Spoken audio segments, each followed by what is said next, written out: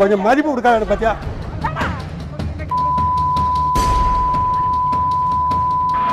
என்ன 18 பட்டி வந்தாச்சாப்பா? அப்புறம் பரமசம் வரல, ராமசாமி வரல, 5 பேர் விட்டு போச்சு, 4 பேர் விட்டு போச்சு, பேச்சே இருக்கக்கூடாது. நீங்க சிவகுமார் சொல்லுங்க, என்ன பிரச்சனை? அந்த கதையை எனத்துக்குப்பா கேக்குற. சம்பளம் 3000 ரூபாய் சம்பளம். அவங்க அதிகமா எதிர்பார்த்தாங்க, அவ்வளவு வாங்கல. 2-3 வருஷம் நல்லா இருந்தது மேடம். ஒருத்தன் வந்தான், ஒரு வேலை செய்யணும், சரி ஃப்ரெண்டு சொந்த வேலை சொல்லி தாங்கினா. ஐயோ டேய், அவன் தான்டா இன்னைக்கு பெரிய வேலை பார்த்து விட்டு போயிட்டு. உங்க வீட்டுல தங்கினாரா? ஆமா, சொந்த வீட்டுல தங்கிட்டான். வேலைக்கு போய் வீட்டு வர 2 பேரும் ஒன்னா இருக்கோம் மேடம். நீயும் நானும் ஒண்ணு. 2 பேரும் ஒன்னா கேட உன் ஒய்ஃப் நான் வச்சிருக்கேன் அப்படி சொல்றேன் மேடம். நான் வேலைக்கு போயிட்டு வர கிட்ட வீடு காலி பண்ணி போயிட்டாங்க. 2 பேரும் எக்ஸ்ட்ரா போயிட்டாங்க மேடம்.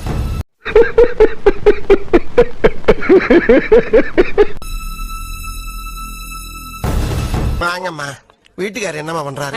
ஹஸ்பண்ட் என்ன சொன்னாரு தெரியுமா? எனக்கு அவங்க வேணும், எனக்கு பசங்க வேணும், அவ்வளவுதான். அவன் வாழ்க்கை என்ன ஆகுது? அவன் கவலையில கண்ட மணிக்கு தெரியறான். உடம்பு என்ன பாத்துட்டு அவனையும் சந்தோஷமா வச்சிருந்தாலும் நல்லா இருக்கும். இன்னொருத்தவங்க கூட ஓடி போயிட்டேன்னு டமார் அடிச்சிட்டாங்க. நீ யார்? நீ ஒரு காம கொடூரன், அஞ்சரைக்குள்ள வண்டி. இப்ப என் ஒய்ஃப் வேணும்னா நான் எப்படி அவரு கூட போறது? யார வேணா சொல்லலாம், அவங்க கெட்டு போனவங்க, இவங்க கெட்டு போனவங்கன்னு. சிம்ரன்ஸ், என்னடா இது? என்னம்மா இது? அது சொல்லி நமக்கு ஒரு மனசாட்சி இல்ல. அது எங்க இருக்கு? நெக்ஸ்ட் உங்க சொன்னா பரவாயில்ல. 8 வருஷம் நான் அவரை எப்படியோ ஒரு குழந்தை மாதிரி வச்சிருந்து பாத்துக்கிட்டு இருக்கேன். ஒரு பிள்ளை கருவில் கொண்டு, ஒரு பிள்ளை கையில் கொண்டு, ஒரு பாடும் யோகம் ஒரு தாய்கின்று.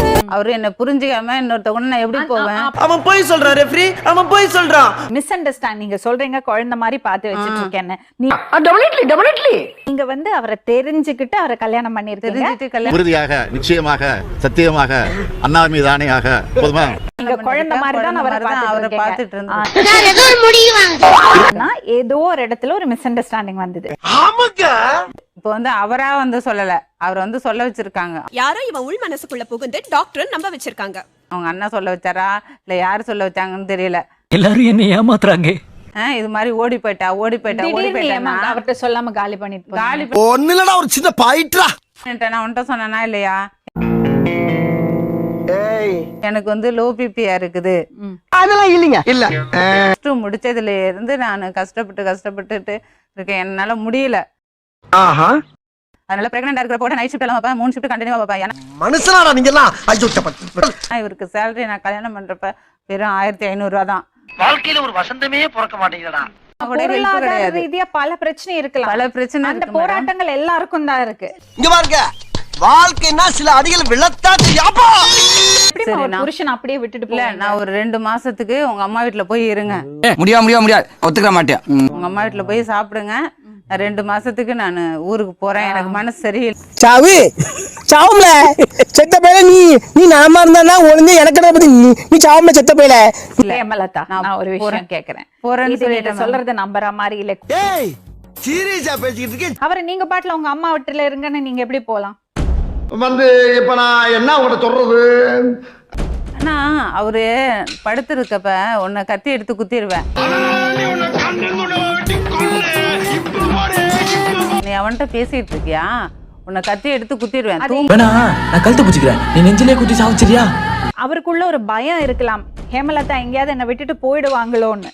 அங்க போனவே ஒரே அடியா லாரி அடிபட்டு போயிட்டாங்க. அந்த பயம் கூட அவரை பேச சைக்கோ மேடம். அவரு கத்தி எடுத்து குத்திட. நான் அவரு பெட்ரோல் ஊத்தி கொளுத்திடுவாமா. என்ன கொளுத்திடுவ நீ? கொளுத்தி கொலை பண்ணிடுவ நீ. என்ன கொலை பண்ணிடுவ நீ? நைட்டோட நைட் ஆள் வச்சு கண்டறமா வெட்டி கழுகு போட்டு ஆள் வச்சு கொலை பண்ணிடுவ நீ. கோட எப்படிமா 8 வருஷம் ஆயிடுங்க? 8 வருஷம் ஆனதனா என்ன பண்றது? தலை டேய், இந்த ஆக்ட் குடுக்குற வேலையெல்லாம் என்கிட்ட வச்சுக்காதடா. நீ யாருன்னு எனக்கு தெரியும், நான் யாருன்னு உனக்கு தெரியும். இல்ல, ஆரம்பத்துல இருந்து அப்படியேதான். எனக்கு ஆரம்பத்துல இருந்தே தெரியும் அவர் இப்படி இதான் அப்படின்னு தெரியும். நீங்க நக்கலா சிரிக்கிற வேலை வச்சு அதுங்க எல்லாரும்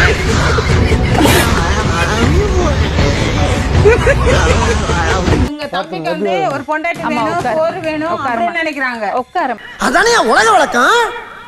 இவரு தான் காரணம். இப்போ அவர் நல்லா இருந்தவரையும் வீணா எடுத்துட்டாரு. உட்காரம். செருப்பால் அடிக்கடா அவனை. செருப்பெல்லாம் வெளிய விட்டோம்னே. எடுத்து வந்து அடிக்கடா. அப்படி தப்பா பேசிட்டாங்க அதெல்லாம் பத்தி நீங்க கவலைப்படாதீங்க. அவங்க தப்பா பேசினதுனால நீங்க கெட்டு போக மாட்டீங்க. ஒரு சிங்கத்தை நோக்கி பார்த்துட்டியடா, ஒரு சிறுத்தை நோக்கி பார்த்துட்டியடா. நான் கெட்ட மாட்டேன் மேடம், நான் நல்லா தான் இருப்பேன். ஆனாலும் கிடையாது. இல்ல அண்ணன் பேச்ச கேட்டுட்டு போனாருல, அவங்க அண்ணன் வச்சுக்கிட்டு அவங்க அண்ணன் அவருக்கு சாப்பாடு போட்டுட்டோம். ஏமா இதெல்லாம் ஒரு பொண்ணாமா? பசங்களை நானே இப்ப நீங்க எங்க வளர்த்துக்குவேன். இருக்கீங்க ஹேமலதா? நான் அந்த கதையை எனத்துக்குப்பா கேக்குற. நான் கவர்மெண்ட் ஜாப்புக்கு நான் வந்து ரெடி பண்ணிட்டு இருக்கேன் ஊர்ல. நீ ஊர்த்தமா உன் நல்ல மனசுக்கு நீ தான் ஜெயிப்ப. இந்த பிரச்சனை அவர் அப்படியே தூக்கி போட்டுட்டு போயிடுவீங்களா? என்னடா இது? என்னம்மா இது? எதனால பிரச்சனை வந்து? தனபால் யாருமா? அவரு பாக்ஸர். தனபால்ங்கிறவரு எங்களுக்கு தெரிஞ்சவர் தான். தெரிஞ்சவருன்னா பக்கத்து ஸ்ட்ரீட்ல உள்ளவர். இதெல்லாம் புயல் காத்துல உட்காந்து எவனா பொறி சாப்பிடுவான், அவங்கிட்ட போய் சொல்றா. சரி, அவர் எதுக்கு வீட்டுக்கு டெய்லி வராரு? சும்மா பாத்துட்டு போறாரு. யாருமே எங்க ரிலேட்டிவ் யாருமே கிடையாது. அவர் தான் கொஞ்சம் கூப்பிட்டார். அது லிஃப்ட் கேட்டு அவர் உங்களுக்கு போறவர். எப்படி தெரியும்? யார் யாது? கேக்குற கேள்வியை பார்த்தா ரிப்போர்ட்டர் மாதிரி தெரியல. நம்ம பல்லாவரம் போறேன் வரீங்களா? வரேன் அப்படின்னு சொல்லிட்டு போனதான். நான் உன் காலேஜ்ல தான் போறேன், வா உன்னை டிராப் பண்ணிடுறேன். யாராவது பாத்துட்டா? பார்த்தானே, நான் உன்னை லவ் பண்றேன், நீ என்ன லவ் பண்ற. அப்புறம் ரெகுலரா அவர் தான் டிராப் பண்ணுவாரா? ஆமா, அவர் தான் டிராப் பண்ணாரு. தப்பு இல்லையம்மா அதெல்லாம்? தப்பா தப்பு இல்லையா? பேச்ச மொத்தாம பதில் சொல்லு. அது வேற ரெண்டா? பேயிங் கெஸ்டா? ஒத்துக்கிட மனசு இல்லனாலும் அதான் நேசம். சாப்பாட்டுக்கு மேடம் ஹோட்டல்ல சாப்பிட முடியாது, வெறும் 3000 ரூபாய் தரேன் சொல்லியிருந்தாங்க. இதெல்லாம் உங்களுக்கு தப்பா தெரியல ஹேமலதா? இதெல்லாம் கண்டுக்கிறப்படாது. தப்பா தெரியல மேடம், அவர்கிட்டே நான் தான் கேட்டேன். ஆசையா இருக்கு. இவர் டார்ச்சர் பண்ணாரா? அவர் தேவையில்லாம உள்ள பூந்து உங்க இல்ல வாழ்க்கையில இல்ல, அவர் என் வாழ்க்கை கிடைக்கவே இல்லை. அவர் வந்து நான் நிம்மதியா இருந்தேன். தனபால் உங்களுக்கு ஃபேமிலி இருக்காங்க? அவன் தான்டா இன்னைக்கு பெரிய வேலை பார்த்து விட்டு போயிட்டான். வைஃபுக்கு யாராவது ஹெல்ப் பண்றேன்னு உள்ள நுழைஞ்சவங்க நீங்க பேசாம இருப்பீங்களா? இல்ல, அப்படி இருந்தா நீங்க சந்தோஷப்படுவீங்களா? சந்தோஷம் இல்ல, தாராளமா ஏத்துக்குவேன் நானு. நான் பேசிட்டு இருக்காத பிரச்சனை உண்டாக்காத வேலை சார். ஏதாவது கலவரத்தை உண்டாக்கிட்டு இருப்பான். இல்ல யாரும் கண்டுக்காதீங்க உன. வீட்ல வந்து சாப்பிட்டு ஹெல்ப் பண்ணி காசு கொடுத்து டெய்லி வேலைக்கு டிராப் பண்ணா நீங்க ஓகே தாராளமா பண்ண சொல்லுங்க. அது எப்படா நெஞ்சில கொஞ்சம் கூட ஈரம் இல்லாம இவ்வளவு பெரிய பொய்ய சொல்ற? வேலைக்கு அனுப்பலையே இல்ல மேடம். அப்ப நீங்க உங்க இத கரெக்டா பாத்துப்பீங்க.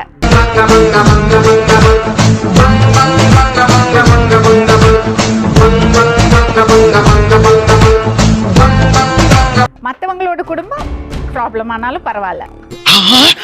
கரெக்டா கட்டுவிட்டா.